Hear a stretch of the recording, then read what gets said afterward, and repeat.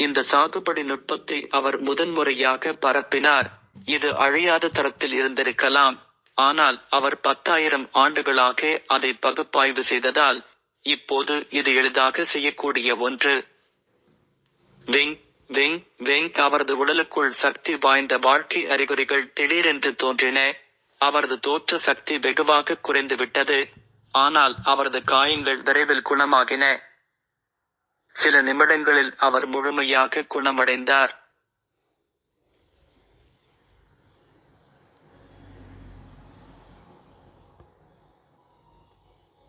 அழிக்க முடியாத சொர்க்கச் சுருள் என்ற பெயருக்கு இது தகுதியானது.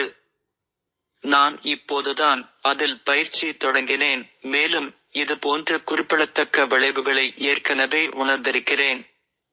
ஆனாலும் இது மற்ற வகை சாகுபடி நுட்பங்களிலிருந்து முற்றிலும் வேறுபட்டது. சாதாரண சாகுபடி நுட்பங்கள் ஸ்பிரிட் பேசி பயன்படுத்தி வானத்திலிருந்தும் பூமியிலிருந்தும் ஆன்மீக சக்தியை உறிஞ்சி மூல சக்தியாக மாற்றுகிறது. மேலும் அழியாத எவன் ஸ்கோல் இதற்கு நேர் எதிரானது.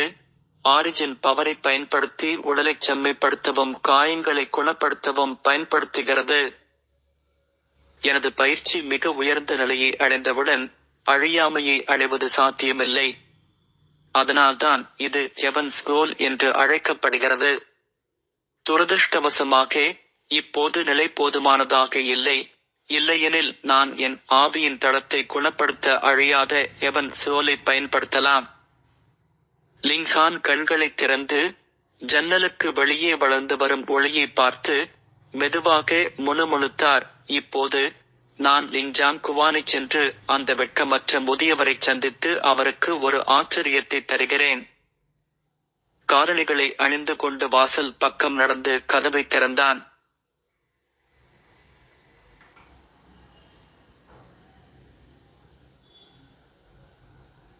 வாசலில் ஒரு உயரமான உருவம் அவரது முன்னேற்றத்தை தடுக்கிறது. இந்த மனிதனின் பெயர் ஜான் யுவான், லிங்ஜாங் குவானின் உதவியாளர்களில் ஒருவர். இளம் மாஸ்டர் கான், தலைமை பட்டர் இன்று உங்கள் அறையில் தங்க வேண்டுமென்று கட்டளையிட்டார். ஜான் யின் சிரித்துக் கொண்டே கூறினார். அவருக்கு முன்னால் இருந்தவர் குலத்தலைவர் மகன் என்றாலும் அவர் ஒரு மோசமான குப்பை துண்டாகவும் அவரது பார்வையில் ஒரு நகைச்சுவையாகவும் இருந்தார். லிங்கானின் பார்வை குளிர்ந்து, என்னை தடுக்கத் துணிகிறையா என்றான்.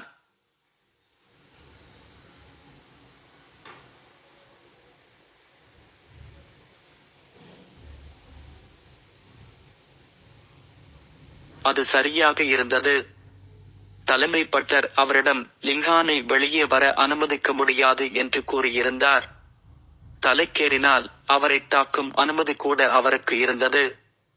இதனால் ஜான் யுன் பொய்யாகச் சிரித்துவிட்டு, இது தலைமை பட்டரின் கட்டளை.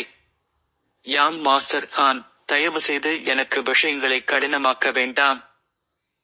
லிங்ஜாங் குவான், இந்த வயதான நாய் உண்மையிலேயே எச்சரிக்கையாக இருக்கிறது.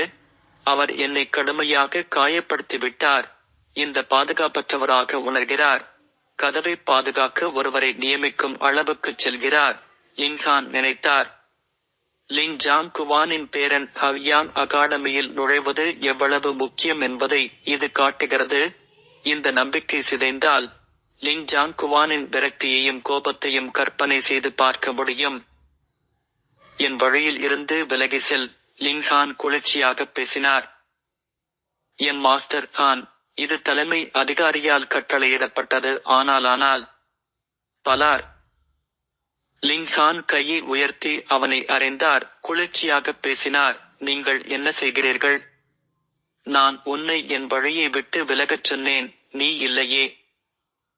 என்ன, அவர் உண்மையில் ஒரு குப்பையிலிருந்து ஒரு அறையை பெற்றாரா? ஜாங் யுவான் அவநம்பிக்கையுடன் முகத்தை மூடிக்கொண்டார். இந்த குப்பை துண்டு உண்மையில் அவரை எதிர்க்கத் துணிந்தது. இது என்ன வகையான நகைச்சுவை? அவர் கோபமடைந்தார். மேலும் லிங்ஜாங் குவானின் வார்த்தைகளை நினைவு கூர்ந்தார். விஷயங்கள் தலைக்கு வந்தால் தாக்குவதற்கு அவருக்கு அனுமதி இருந்தது. அவனால் வெறுப்பு எழுவதை தடுக்க முடியாமல், இளம் மாஸ்டர் கான், இதைத்தான் நீ என்னை வற்புறுத்தியிருக்கிறாய் என்று தடிமனாகச் சொன்னான். பலார். லிங்ஹான் மீண்டும் ஒருமுறை கையை உயர்த்தி அவருக்கு இன்னொரு திடமான அறையை கொடுத்தார். ஜாங் யுவான் பைத்தியம் பிடிக்கவிருந்தார். அவர் உண்மையில் ஒரு குப்பையிலிருந்து 2 அறைகளை பெற்றார். அவரது கோபத்தில் உடல் சுத்திகரிப்பு அடுக்கின் 2வது அடுக்கில் உள்ள குப்பை துண்டு உடல் சுத்திகரிப்பு அடுக்கின் 4வது அடுக்கில் ஒருவரை எப்படி 2 முறை அறைந்தது என்பதை அவர் கருத்தில் கொள்ளவில்லை. ஒரு பெரிய கர்ஜனையை வெளியிட வாயை திறந்து அவர் லிங்ஹானை நோக்கி பாய்ந்தார். அவனுடைய தலையில் இப்போது ஒரே ஒரு எண்ணம் இருந்தது, இந்த குப்பைத் துண்டை ஈவிரக்கமின்றி அடிக்க வேண்டும். அவனது ஒரு குத்து பெரும் சக்தியால் நிரம்பியது. அது அவனது இலக்கை நோக்கி செல்லும் போது ஒரு சிறிய காற்றைக் கொண்டு வந்தது. லிங்ஹான் வித்தியாசமாக அமைதியாகவும் அசையாமல் இருந்தார். அவரது முந்தைய வாழ்க்கையில் அவர் தனது விரல்களால் 10,000 ஜாங் யுவனை இயற்கையாகவே அகற்ற முடியும். ஆனால் இப்போது அவர் உடல் சுத்திகரிப்பு அடுக்கின் 2வது அடுக்கின் சக்தியை மட்டுமே பெற்றுள்ளார். வலிமையின் வேறுபாடு சற்று சிக்கலாக இருந்தது, ஆனால் அதுதான். இந்த உடலை கட்டுப்படுத்துபவர் எல்லாவற்றிற்கும் மேலாக சொர்க்க அடுக்கின் முன்னாள் போர் வீரர். அவரது வலிமை இழந்திருக்கலாம், ஆனால் அவரது நுண்ணறிவு இருந்தது. ஜாங் யுவான் தனது கையை உயர்த்தவோ அல்லது காலை நகர்த்தவோ மட்டுமே தேவைப்பட்டார். மேலும் லிங்ஹான் தனது குத்து எங்கு செல்கிறது மற்றும் அவரது கால்கள் எங்கு நகரும் என்பதை கண்டறிய முடியும். இதன் விளைவாக ஜாங் யுவானின் குத்து வெளியே பறந்த நேரத்தில் லிங்ஹான் ஏற்கனவே எதிர்வினையாற்றினார்.